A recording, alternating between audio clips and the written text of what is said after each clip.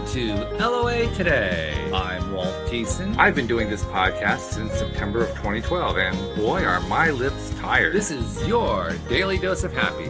We are so happy you decided to join us today. I forgot to switch it over to have Joel here today, but that's okay. Yeah, they'll figure it out. It almost doesn't even matter how I introduce it because people just wait for us to talk anyway. But it's a Monday evening. It's cold. It's getting colder. It's that time of year when things really start to get cold. Although, as you were informing me before we got going, it's not really cold. But that it's just a passion. Rather, it's just a question of perspective, and that's true of just about everything. But one thing that is fairly consistent is we're that holiday time of year, and in the holiday time of year, people look forward to the excitement that's associated with family and so forth. Unless they are struggling where family and so forth are associated. So that's going to be an ongoing theme, I'm sure, over the next month as we do our shows together. But today, Jen actually picked a topic off of your Instagram timeline. She wanted to talk about the power of effort because apparently you posted about that. Apparently I did. Apparently you did. Yeah.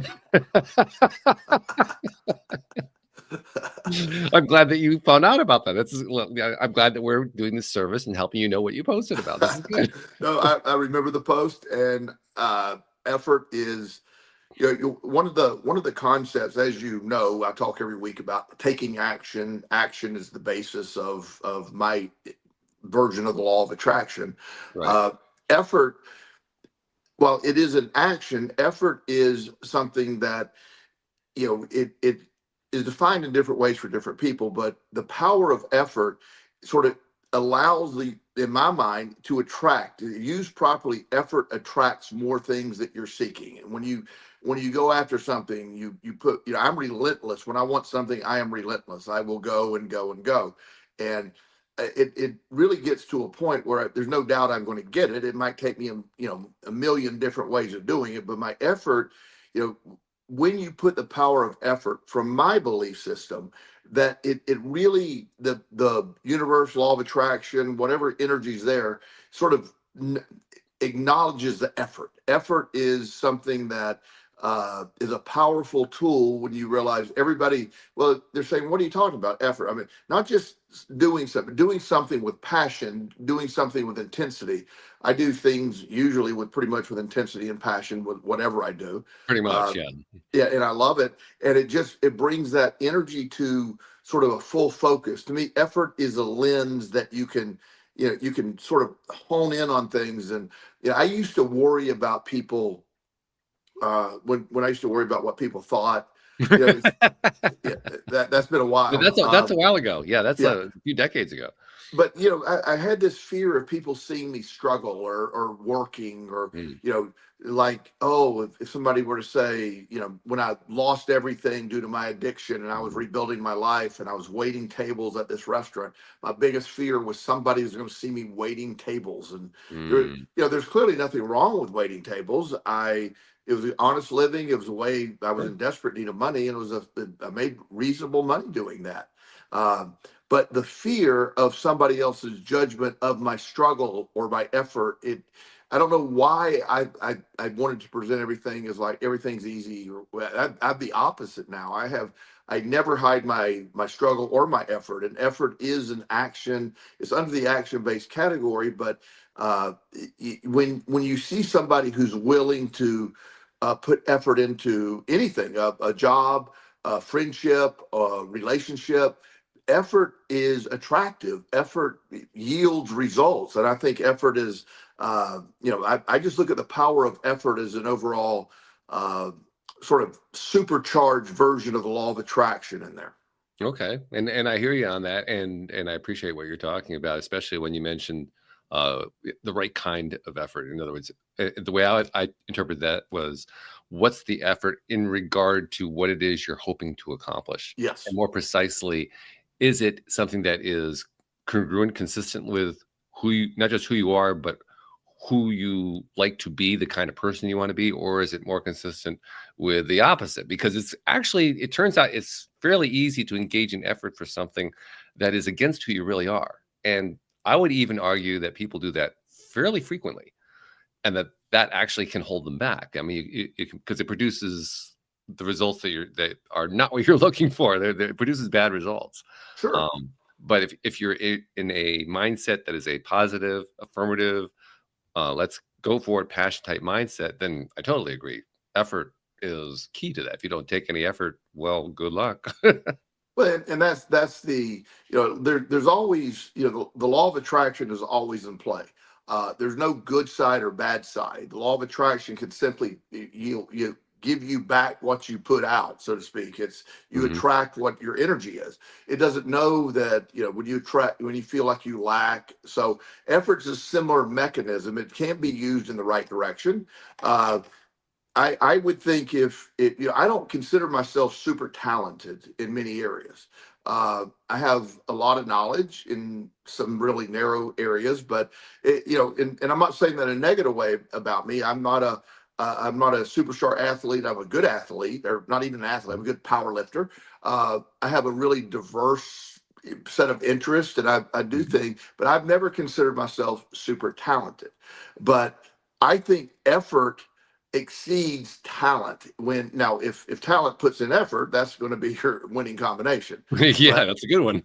yeah, but I also notice people that are super talented sometimes lack effort, and Hmm. that's something that I've always if I wanted to be good at anything, I realized early on I have to work harder than the average person, and there's nothing wrong with that, and that allowed, so people that know me, I always say, and again, without arrogance, you're not going to outwork me. That's something that I bring to the table. I will go and hang with anybody in any situation.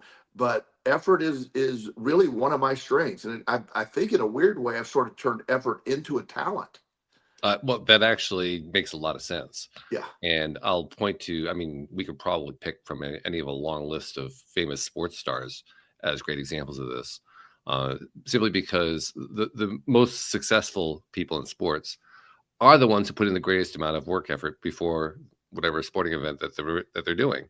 Like for instance, I can remember there was a video of the relationship between Larry Bird and Magic Johnson that came out about 30 years ago that I have a copy of it. I like to play every once in a while. And one of the themes that came out of it was the two of them comparing their experience against each other because they were rivals. I mean, they were up for everything at the same time. They played for a national championship against each other in college. They were up for NBA championships year after year. I mean, it was an ongoing thing between the two of them. Glorious times in basketball. Oh yeah, yeah. And I remember when I don't remember which one said it. It doesn't matter because it could have been either one. But I remember one of them talking about how he put in 300 shots that day. He said, "Damn, I'll bet you he put in 400." you know, my opponent put in more effort than I did. I got to do something about that. So, I mean, I think those are two people who we can pretty easily point to, especially given all of what has been said about Larry Bird, because many people have said Larry Bird is not a terribly talented player. I would argue he was extremely talented, but he taught himself the talent through all the effort that he put in to learn And how to again, be a better player. the natural born talent, and Magic Johnson. Magic Johnson is one of the greatest athletes of all time. Oh yeah. He could have played any sport. He was fantastic. Loved basketball and had a tremendous work ethic. Mhm. So there isn't a problem with that in his work ethic. However, there is, when you take somebody like Larry Bird would take shot after shot after shot. He learned the parquet floor in the garden. He knew where every little crickle, and it was a weird looking floor. He had his back to the. Somebody said, and I know a coach told me this, so this isn't just a person, that he would spend so many hours in his home field at Boston Garden, and he'd find the spot, keep his back to the basket, and turn around with a no-look shot. And Yeah, he would do it until he made it 10 times in a row from that spot. I believe And it. Yeah. and so when he's posted up against somebody, he doesn't even know where the basket. He just sees that spot that he's made so many times, turns around, nails it. So that work ethic. Another person that I always admired, who was talented, but took talent to a level because of their work ethic, was Kobe Bryant. Mm. Has a phenomenal history of work ethic. He went all in. He was, again, great athlete, but he took himself to greatness because of his effort. And also, since basketball is where we're at right now, in my opinion, you look at Michael Jordan, who probably is the most talented athlete to play basketball, Mm. and also had a freakish work ethic. That's what Oh yeah. happened when you go in with that. So if most people consider him the greatest of all time, and anybody that disagrees with that really needs to revisit their thought process, because I mean he was phenomenal. He really was. Yeah. Yeah, he was definitely, at least at the very least, one in a generation. He was an amazing talent. Yes. And like you said, he had to work at it. Yes, he had the talent, but talent wasn't going to get him there by itself. I mean, when he went to college, he went to University of North Carolina, and at North Carolina, his coach was constantly pushing him to keep developing himself to get better and better, and would point to every time that something didn't go right in the game. Well, you could have been working on that. And that became a thing for him. That became a really big thing, so that by the time he was ready to leave school and go into the NBA, he was truly ready. His coach helped him get there by getting him to focus on here's what's important. Here's how you actually get yourself into a better frame of mind. You do it by repetitive training to get yourself so that you can always hit that one shot. And like Larry Bird did, you always, no matter what you did, you could always hit that shot. You could always make that play. And of course, then, he would take it to the next level by doing it from 4 feet off the ground. But nevertheless, but then I see people that understand effort and they they take mediocrity and turn it into greatness without a lot of, the idea when people that know this version of my life right now that don't really know the whole story. I'll hear this often. People say, man, you are sure are lucky. Yeah. And I always respond, I really am. I really am. Mm-hmm. But different than what they think. Right. In the sense that, when everything fell apart for me, I lost everything, 30 years ago. It was okay. I don't even know if this is possible to do what I plan on doing, but all I know is effort. So when I don't have an answer, I just know effort. And so that's what I've always relied on to and it's always worked. Using my concept of action, any action sometimes is the only action. You just get going, and then applying the effort part. That's the success formula for me. And it's never, it just has served me so well, and I implement it every day.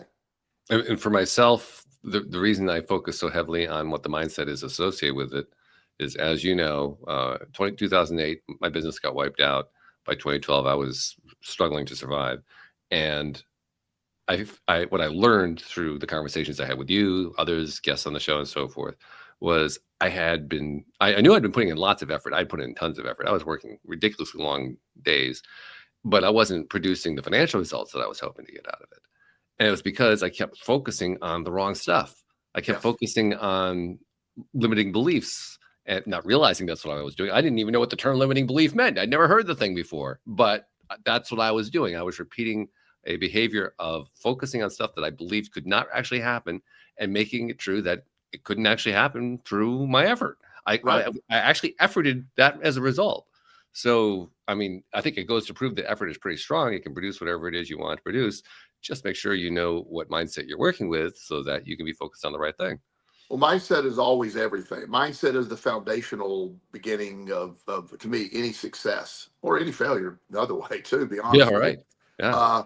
I've used this analogy a million times. I'm sorry to pull it up again, but Roger Bannister broke the 4-minute mile after it was deemed impossible. Within a month or two of him breaking it, multiple people broke it. Right. He put the effort in, he believed in it, he broke it. Other people believed in that case, like you were saying, that their limiting belief said it couldn't happen. Then when they saw him break it, it's been broken many times. In fact, it's not even the high school record anymore. It's just no. Yeah. But we're a society of that, where a lot of it is programming, what doesn't work, versus and forgetting what we're really after. Sometimes we get stuck on the what do I really want? Am I stuck on one course of action? Am I looking at every scenario? Am I insistent on making it happen a certain way? Those are all things that you can have wasted effort when you keep repeating the same action and effort without the right mindset. Mm-hmm. It also occurs to me we're coming up on, we're not quite there yet, but we're coming up on a similar scenario with the 4-minute mile for women, because women runners haven't crossed that barrier yet. And if you look at, I don't know if you've looked at it, but I've looked at some information to kind of support this. You can kind of see how the increase, oh, I'm sorry, not the increase, the decrease in times over time it was substantial for a while, and then as it's gotten closer and closer to that magic 4-minute mark, which is only magical because we think it is, Right. it's taken so long to get through those last few seconds. They're Yeah. down to like a 10-second range or something like that. Yeah. But they've been stuck there for a while. And you can just tell it's the same situation all over again. It's the mindset, the belief system. Absolutely. At some point, some woman's going to break through, and then all of a sudden it's going to be the same thing. All of a sudden, a bunch of other women are going to do the same thing. But and I can't wait to see that happen, because that's just going to reinforce all over again. It's just Right. breaking through that imaginary barrier, that imaginary fixed, number that doesn't really exist. And it applies to our belief system, how we program our what we believe we can do, the limiting beliefs that were programmed at us as children, that were derived over time. Those are really hard to overcome. And so until you work on those, and like I said, I'm a huge fan of effort. I think effort is power. But you astutely pointed out the mindset has to be right, so you're not spinning your wheels on effort that's built on that limiting belief that's going to just keep you stuck. No amount of effort is going to overcome a limiting belief, as long as you believe it's impossible to happen. In fact, the limiting belief is going to reinforce the effort, so that if you're efforting against a limiting belief, your effort is going to increase your belief in the limiting belief. Yes. Which Absolutely. is, by the way, really annoying. Very. But I mean, we all have the narrative that, whatever limits. I have a friend that, has a good job. He has pretty much the same day over and over again. And, he goes, his kids are like, I don't know, 10-ish or 12-ish, somewhere in that area. And, he's every time I talk to him, he's like, well, another day, another dollar. I said, okay. What you got going? Well, I got to go home. And I said, so what do you do at night? And he goes, well, I get home and my wife and I talk, we have dinner, and I watch some TV, and it's okay. And so I'm not judging. And then later he'll tell me, he'll ask a philosophical question, usually after a couple of beers. He'll say, is this all there is? And I go, yeah, because the way you're doing it, that's all there is. Yes. Now, it doesn't have to be, but unless you're willing to change that, then you keep doing what you have been doing, you will keep getting what you've been getting. That's the most fundamental law. It is, yeah. As you were talking just then, I was noticing some of the comments that people have been posting while we're doing the show. One person asking about, do you guys believe in God? And it reminded me, there's a faith aspect to this, not necessarily a religion aspect, but I mean a faith aspect in the sense that what you believe is going to be true. This actually goes well beyond religion, because religion doesn't always quite frame it this way, but what you believe is actually going to play out in reality. It's going to turn into whatever it is that you believe. So if you believe that something is not going to happen, then you're right. I think Henry Ford had the right quote on that. Isn't he the one who said something like, whether you believe you can or you believe you can't, either way, you're right? Yeah. That was his quote. Yeah. And I do believe in God. There's no doubt I believe in God. I have proof that God exists, and my version of that might be different than other people, but it's something that I have great faith in. That's by no means does that mean anybody has to believe the way I believe. No. Yeah. But it's there is certainly energy. There is certain powers far greater than me, and I know that, and I have access to those powers. I believe that, and so everybody's going to see it their own way. That can that unfortunately that topic can be very divisive for so many people, but it is I don't see it that way. I just see it as it's no doubt in my mind. It's like the concept of the law of attraction is fact in my life, so it literally plays out. It's you've seen it work in my life. I've seen it work in it's worked miracles in my life. So I don't debate that with people. It might not, everybody says, well, isn't that weird what you believe, or that whatever, and I'm going, it's what works for me. Well, what really captures my attention is it almost doesn't even make any difference whether you believe in God. What matters is, do you believe in your own belief? Yeah. Because if you believe in God and you believe in your belief, it's going to work. If you believe in your belief and you don't believe in God, it's still going to work. But if you don't believe in your own belief, I don't care whether you believe in God or not, it's not going to work. Yeah, that's hurt my brain a little bit, but I'm with you. That works, but you know when you the mind is so powerful, the placebo effect, the way we talked about all these instances where a belief can literally change the functioning of your body. You believe you're sick, and you're sickly, and you tend to get sick all the time. You'll tend to get sick all the time. If healthy people tend to believe they're not going to get sick. That's all documented. Oh, I experienced it last week. After we did our show, I was already starting to feel a little bit wobbly anyway. And I had been last week helping a guy who I think I told you I have this housekeeping business we're trying to start up, and he's doing the housekeeping. And I had to cart him around a couple places because his car was in the shop. And that last time I had seen him was on Friday. Of course, I saw you on Monday. Later on that night, I was starting to experience some symptoms because he had been sick. He didn't realize he was sick, but he'd gotten sick. And I got the same thing that he got. Well, I was laid up for a couple days. I got past it by Thursday morning. I was done with it. He's still sick. He's still dealing with it. Now, this is a guy who's half my age. Yeah. He's half my age, and I got over it twice as fast as he did. How did I do that? Because I believed I would. I mean, there was no great magic. I did a lot of sleeping. I took care of myself, fluids, all that kind of stuff. You allow the body to I heal. just believed I was going to get better, and I did. I remember when the COVID thing was a big topic.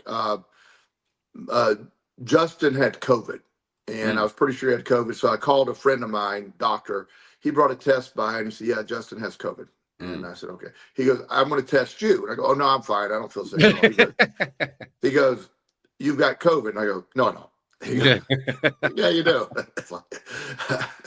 I said, "Well," he said, "I know I know you don't believe me you have COVID, but you don't need to go out into the gym until you don't have COVID." And I said, "Well, how will I know when you don't have COVID?" He said, "Well, just test yourself again." Here, he did that.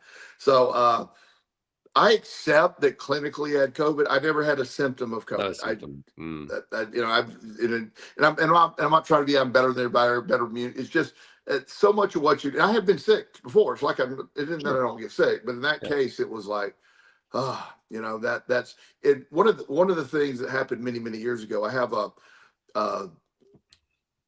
to visit a doctor. I hadn't been to the doctor in years after I was in my addiction and got recovery, and I have a minor condition. It's not even a condition. It doesn't even matter. But I didn't know about this. But I had a thing called a microscopic hematuria. I have a tiny undetectable blood in my urine, and a small percentage of people have it. So I never even heard of that. So when I go get my urine tested at this physical, the doctor freaks out and he goes, "Oh my gosh, you got blood in your urine." And he goes, "We need to get you to the hospital and run a dye test to see what's going on. It could be kidney cancer." Yeah. And I'm like, "Oh my God, that's terrible." This is really before I was in the law of attraction. So I just convinced myself, clearly I got kidney cancer. I mean, my kidneys never hurt. But that night, the appointment was the next morning. That night, my kidneys started hurting. Yeah, of course. And I was like, "Oh, I do have it. Oh, it's terrible. I couldn't sleep all night." So get up the next morning, go do this test. They put dye in your blood, then they MRI it, I guess. And the guy, this guy's an older doctor, and he goes, "Okay, you have this thing called microscopic hematuria. Less than 1% of the people have it. It's harmless. There's really no explanation for it. This doesn't mean you have any conditions or anything. It's exacerbated possibly by your heavy weightlifting and straining." And he said, "But you don't have kidney cancer." So my kidneys quit hurting after I got the information that I didn't have kidney cancer. So your body will respond to what you believe. And the funny part of that story is later that day, I called my mom and I told her about this incident. She said, "You should have called me, son. This happened when you were 4. Oh, wow. They freaked out and they said the same thing. They did the test back then too. I didn't remember the test. But it's this amazing belief that the mind and the body, you can hurt when you think something's there. Also, the body has the ability to I believe this. I've seen this a lot when, people that are in either incredibly stressful situations or they don't have time to be sick. It's like, I'll talk to people that are just in the middle of the grind and something, during catastrophes or whatever, they don't have time to be sick. Once everything's fixed, they get the flu. Everything falls apart at that point. Yeah. Yeah. It's like the body said, we don't have time for the flu right now. And then we get to a point where as time, the immune system says, okay, we're done fighting for right now. You've had the flu for a while. We kept it off. Now you're going to experience it. So, all of that's there. And, the mind and the energy and mindset / perspective is those things determine so much what you believe, what you feel, and your view of effort or view of struggle. How you've always been aware of my view of failure. I frame failure different than most people frame failure. Yeah. I have athletes that I work with that, pro athletes that what's the saying? I have no fear, no room for failure, or whatever their statement is. And then I go, well, you have no chance of success because the only people I know that have ever gotten great at whatever you do failed multiple times in their attempts. You don't know how to do it until you fail enough times, you overcome it. That's 101. And I learned that in the gym. I'll never gain weight. The amount I lift, I will never add to my lift totals until they're not a set where I just jump up and say, okay, there's the record. I failed 10 times before I can do it once. Yep. I know exactly what you mean. In fact, there's a story that I tell to guests who come onto the show because they want to know about, the history or whatever. And I'll tell them how long I've been doing it, how many episodes, all that. And occasionally it comes up, well, are there any episodes that you particularly stand out that you remember well? And inevitably, I end up picking this one episode. The one episode I pick is because it's the only one out of almost 2,200 episodes, the only one I did not choose to publish. In fact, we didn't even finish the episode. It was with a guest who, by the time he turned 18 on his first try, managed to become a millionaire. And he did it through some kind of an online thing. I don't remember exactly what it was. But in the course of doing the show with me, we were about halfway through the show and he starts going off on my co-host who couldn't be there that day. She had something else that had come up, so she wasn't able to join us. And he starts complaining about what she had written on her website and starts attacking her based on what she had written on her website. And I'm thinking, well, that's pretty cowardly and bullyish. I mean, she's not even here to defend herself, and you're going to do this on live on my show. So I challenged him on it. I said, no, you can't. You don't get to do that on my show. And he escalated to the next level. It's like, of course I can. I can do that. I can do anything I want. I said, no, you can't, because I'm not going to publish the darn thing. This show is over. Really simple.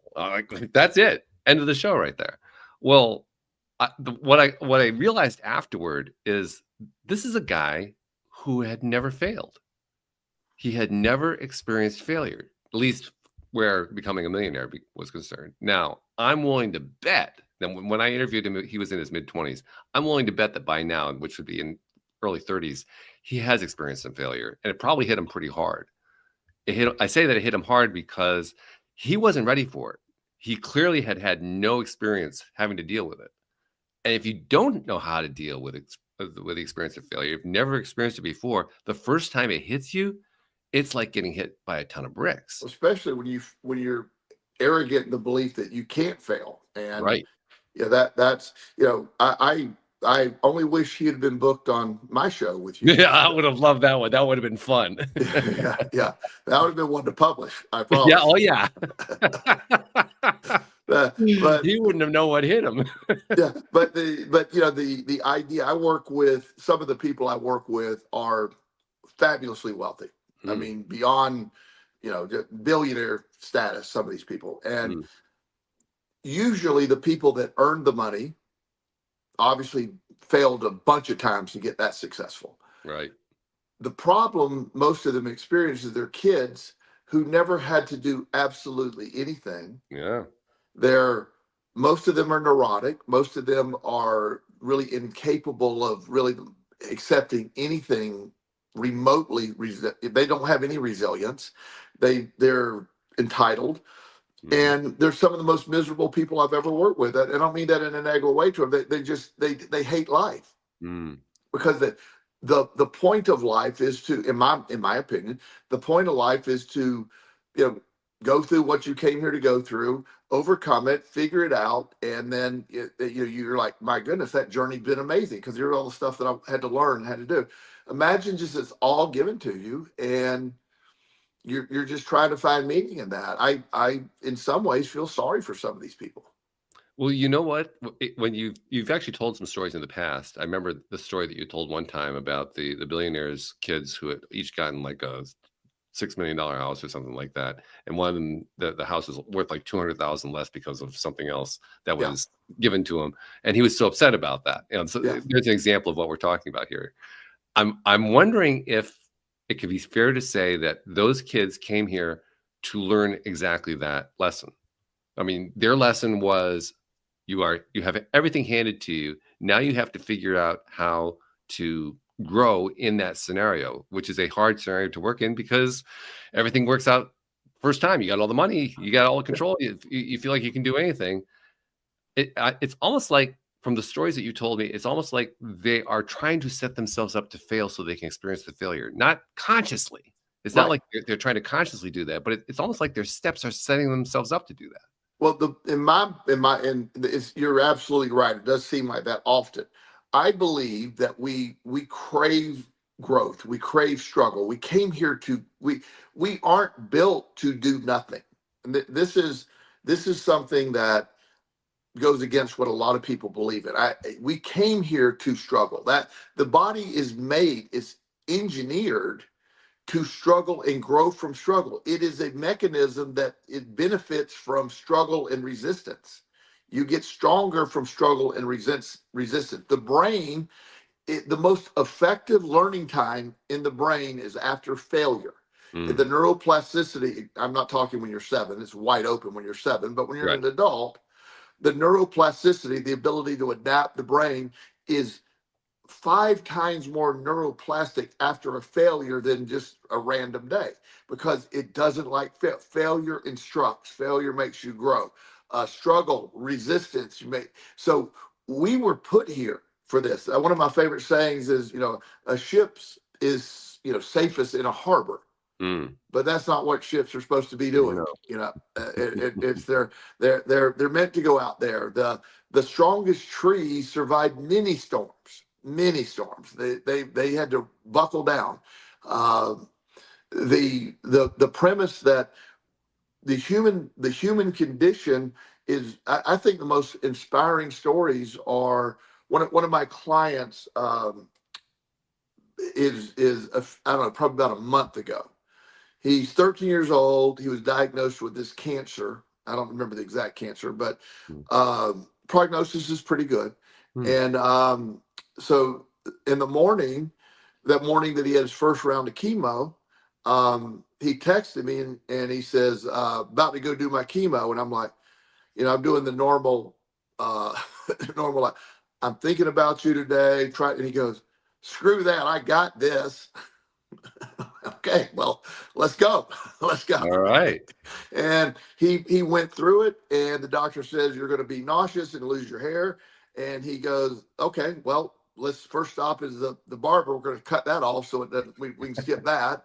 And he said he was nauseous, and he said he did find out that he was able to eat multiple Krispy Kreme donuts though, and he did. So he's done with his chemo. The prognosis is great. Hopefully, at the beginning of the year, he's going to be free of his cancer. But his attitude, I already know he's free of the cancer because of just the body is responding to his resilience, and it's an amazing energy that he has, and his hair's already growing back. And I look at these things, and I look at overcoming, and I look the people that I find savor life the most have been through the most. I think that's true. I, Yeah, I was chuckling particularly at the Krispy Kreme donuts thing because there's a lot of sugar going on there, and I personally keep as much sugar out of my life as I can. I mean, I can't completely evade it, but I have a lot less sugar than most people do. And it's one of the Smart. reasons why I'm healthier than most people, especially people my age. But even with all that, it's more about what your belief and your mindset is than it is about the sugar. I'm not saying that we shouldn't keep sugar out of our lives. I think it's a good idea to do that. But the way we think about it and with the way we think about what's going on in our lives and how things are going to work out and so forth is so much more powerful than the sugar is. Well, as you know, Krispy Kreme donuts and Nutella are food of the gods. From you, I've heard that. Yeah. Yes, They're taboo. They're not made for human consumption because they're so they're unhealthy. quite unhealthy. Yeah. Yeah.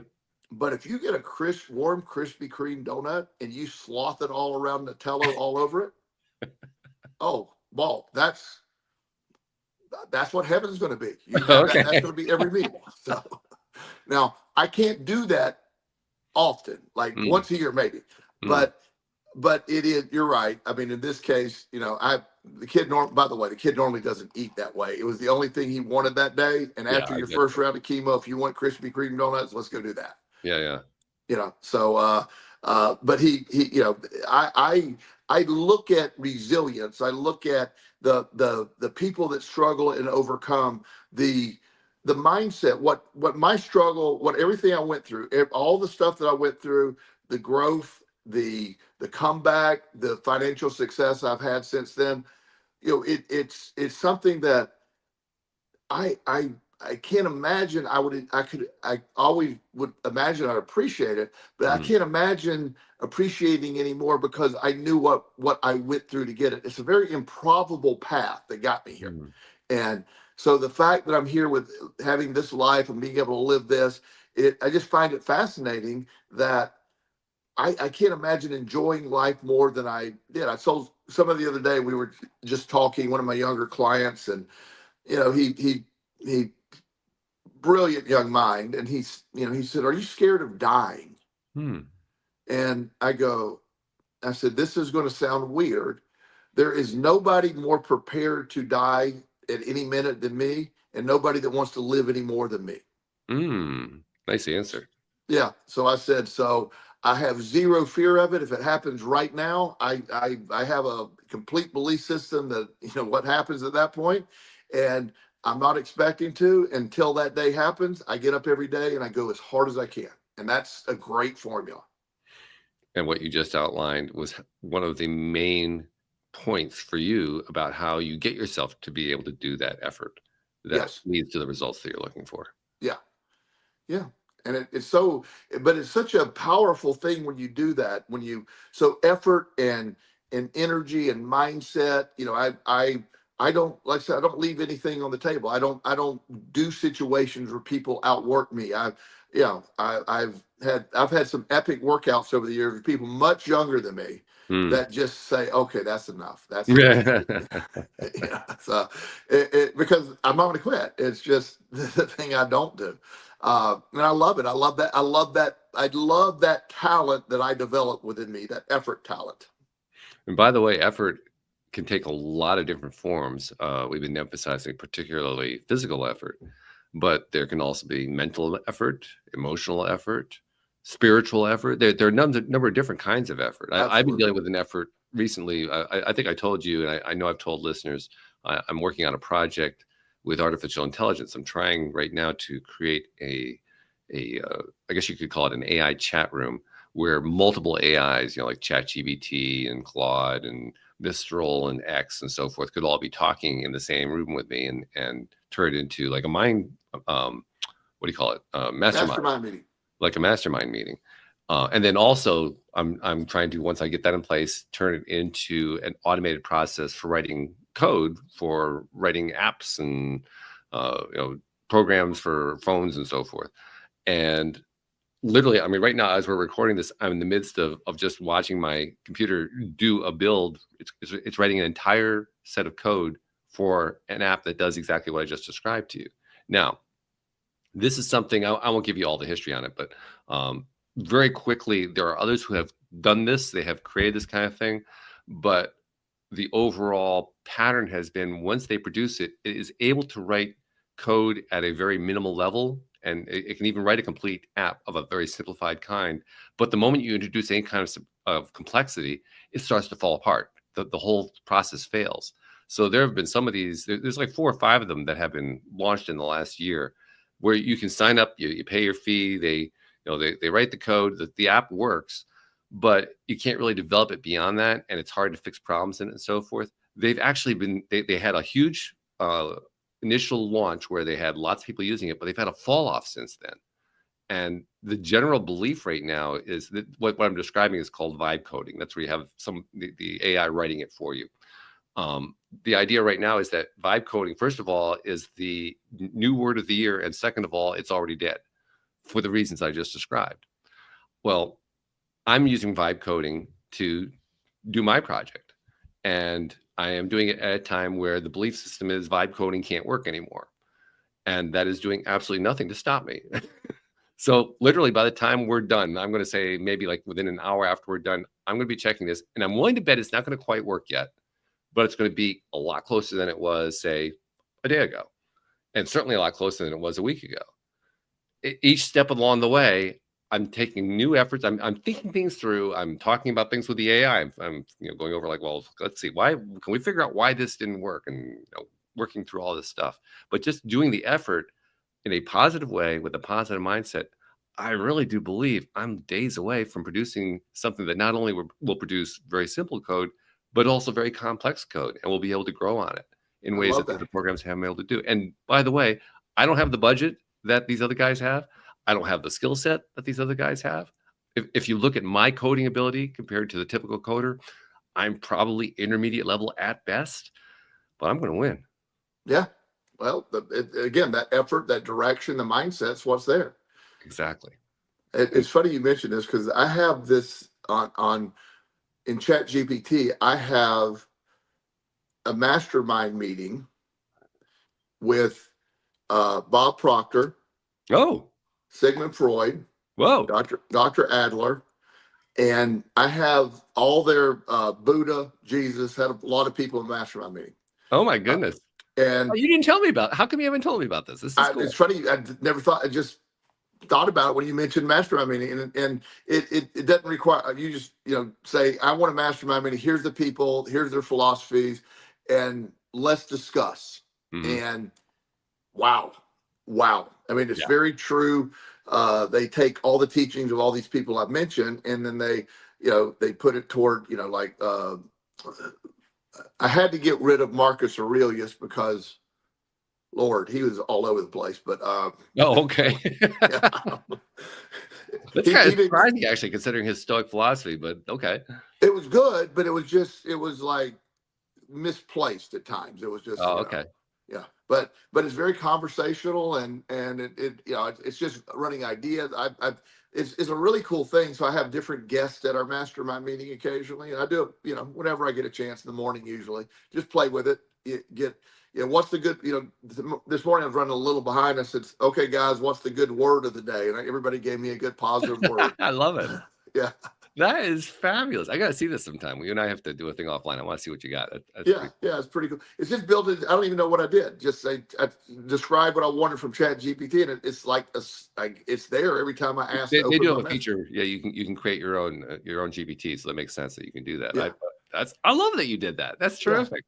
Yeah, that's absolutely terrific.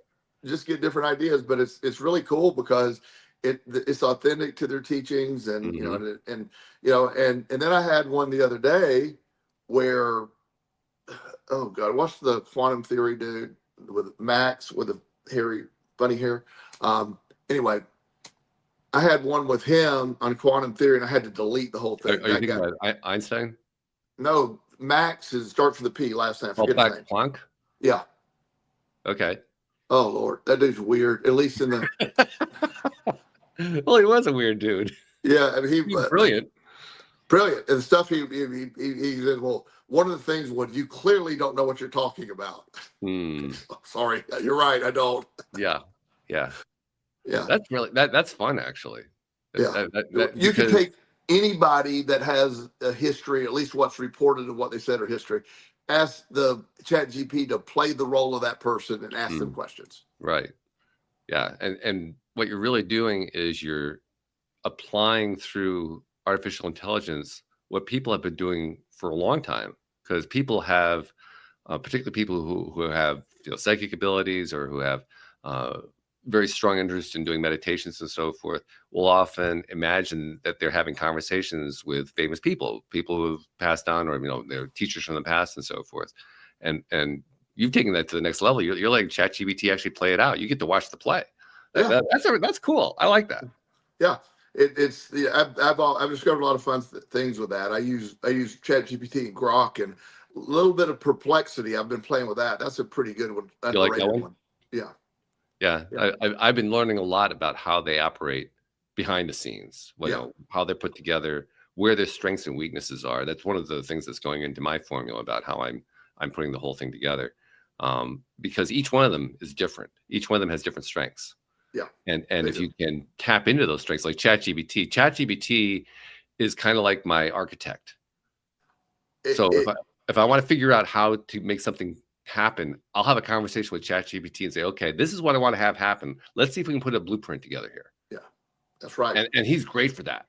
Yeah, it's fantastic. Yeah, and that's that. Like, if you want to make an image, like I'll make my own images for social media posts, with overlay quotes. Perplexity is 1,000 times faster than ChatGPT. Is it really? Okay. It's amazing. So it's good for that. But ChatGPT is sort of my hub, and then I use these others when I think they're better at it than ChatGPT. Yeah. And if anybody wants to try to replicate what I'm trying to do, good luck, because it's going to take a while to learn it. But I'll give you a heads up. ChatGPT to plan the whole thing out and to be in charge of the project.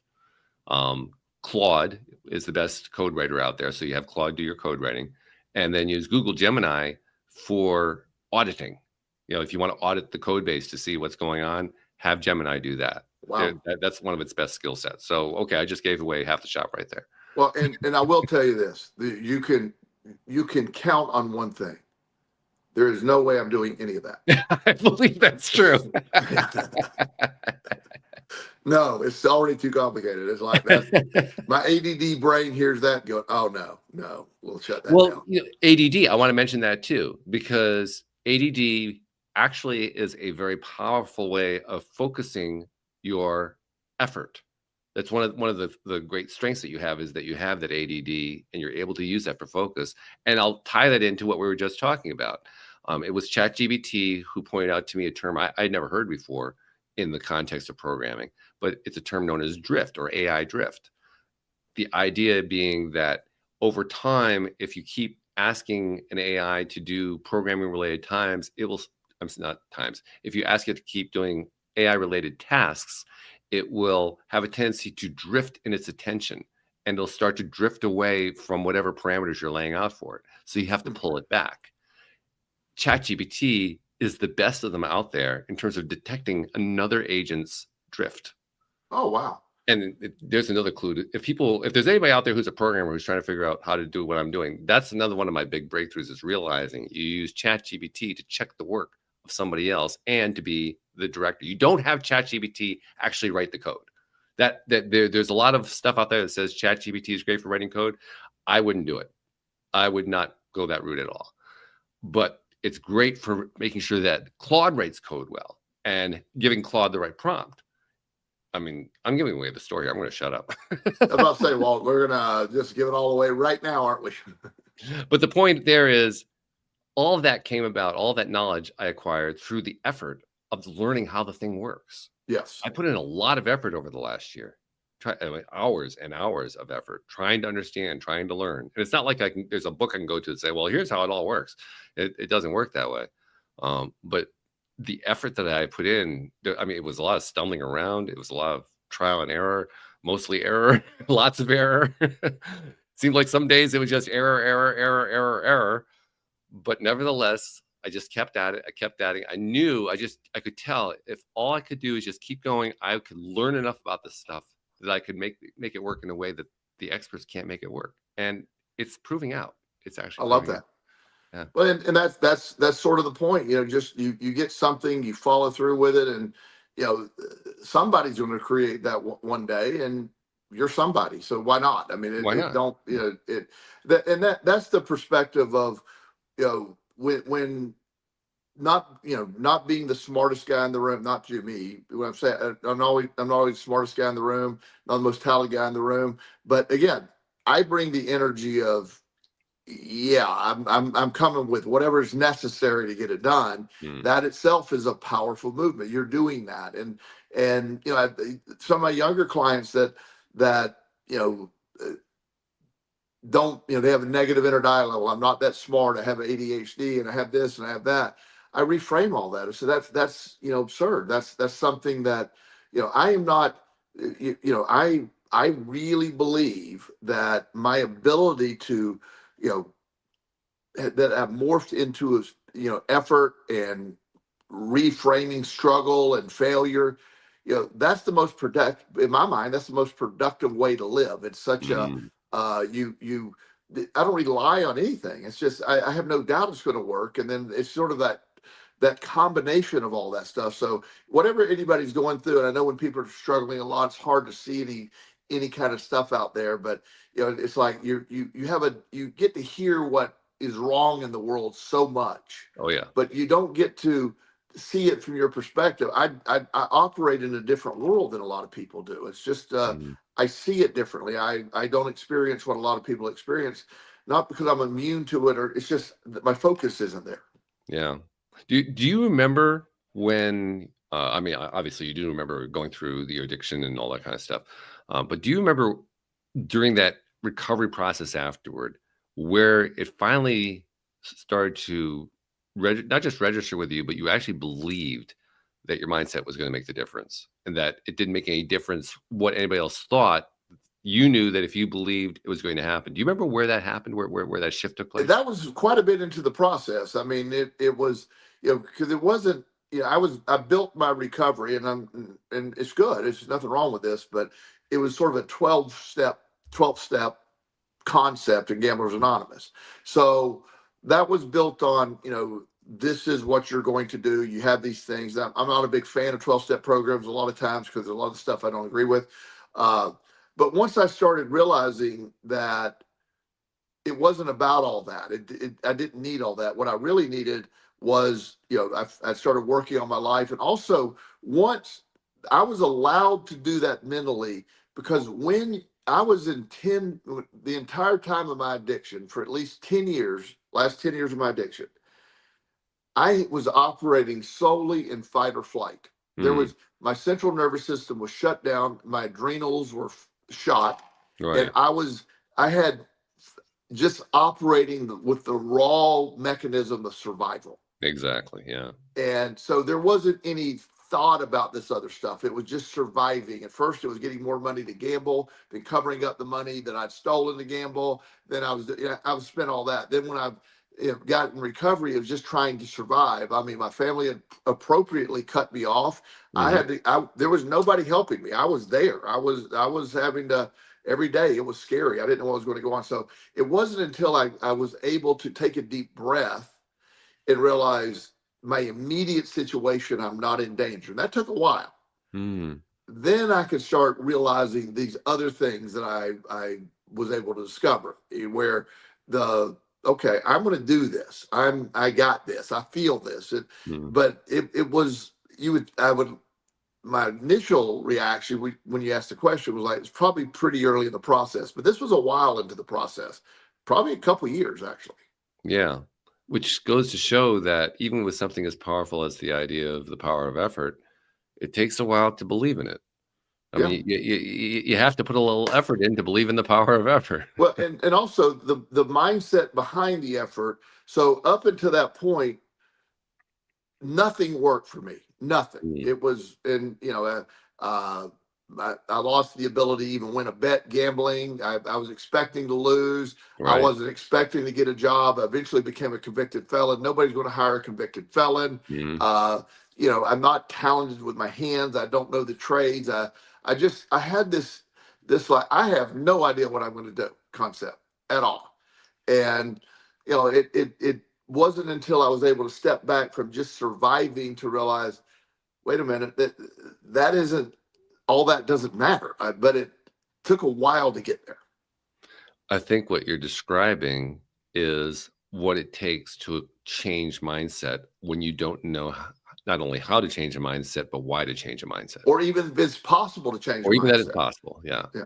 Yeah. But now my mindset, I make a statement. The most important thing that anybody can do before they walk out the door every morning is adjust your mindset. You want it positive. You want to, I would love to tell you that I wake up in a perfect mood every single day and I don't, blah, blah. That would be a ridiculous story because I don't. But I don't leave the house without that mindset. It might take me a couple hours to get there in the morning. I have my morning routine, my meditations. I do the stuff I do. I have readings. I do my journaling, my 5 things I'm grateful for.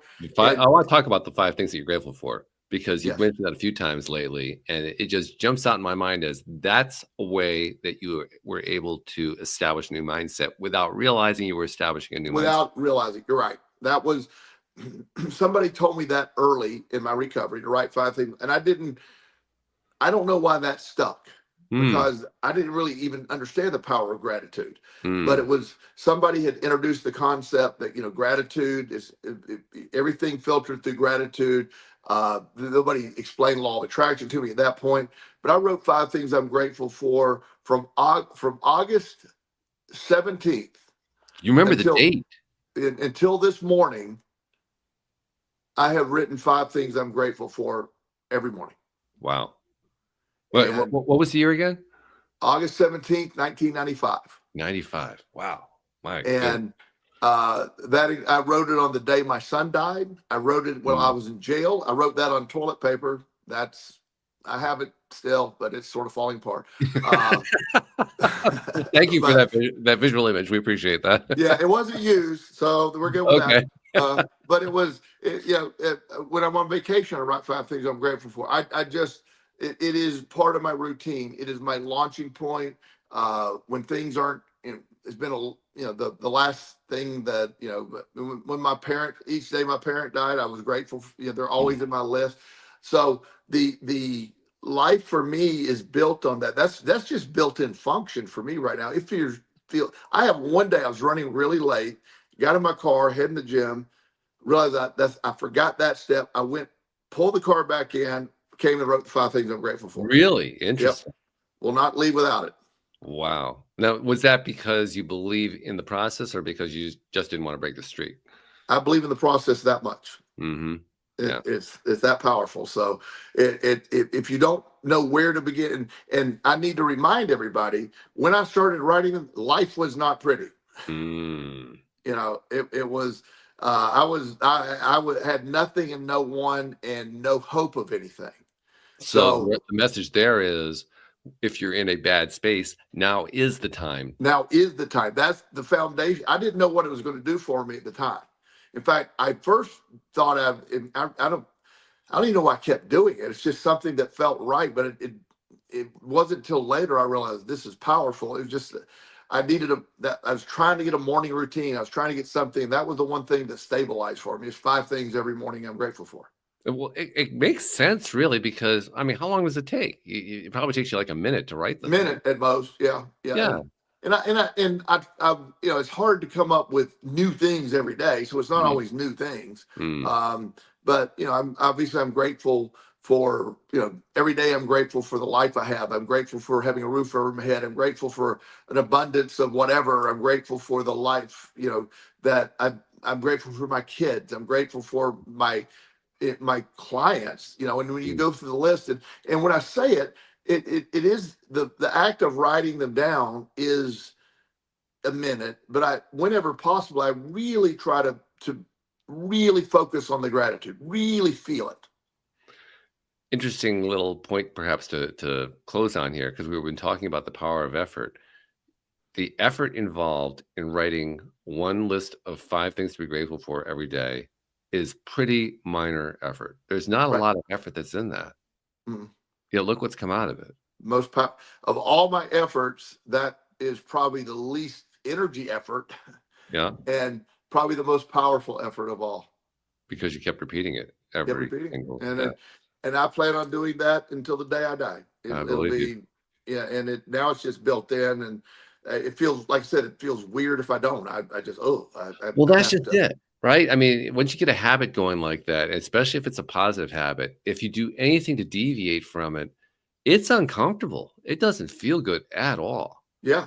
It Yeah. really reinforces for you. I love this thing that I do. I got to keep going. And my It's why I subconscious. don't think I'll ever stop doing the podcast because I get so much energy out of doing the podcast. If I ever Yeah. stopped, I think I'd probably be in depression. Oh, yeah. It would that be like me not working out? I mean, that would be Right. yeah. Yeah. That Yeah. would be terrible. So what we're really talking about there is using the fact that we can program habits in, because anything that's going on is a habit. You know, if we're habitually focused on the wrong thing, that's a habit. Yeah. If we're in a bad mindset all the time, that's a habit. Anything can be turned into a habit, and once you turn the habit making power to your advantage, which doesn't take a lot of effort, it does Nope. take some, but if you apply that effort, oh my goodness, it's amazing what you can do with it. And that's the effort, the mindset, the action, you know, when you wake up and every morning, it sounds very cheesy when I say this, you've been given today, at least the start of the day. And not everybody I love and care about has been afforded that opportunity. Mm, And so I don't want to ever take for granted this opportunity. yeah, And so I approach it that way. that's fabulous. I One love more that. day, one more day. Just one more. That's why I don't really fear dying. I don't know what that looks like, and I hope it's epic and wild. I hope it makes the front page of the newspaper. Big explosion would be great. Something. I'll make mental But note about that. until then, I just keeping adjust one every morning, one day at a time. Adjust the mindset. Go give my best energy and effort that day. It's the formula for at least my version of the perfect life. Well, I think we put in the effort today on the show in terms of trying to We have. explain to people how to value and how to apply effort in their lives. So thank you for that. As usual, it's been wonderful, and look forward to seeing you again next week. Thank you to our podcast listeners everywhere. We'll see you all next time here on LOA Today. Goodbye, everybody.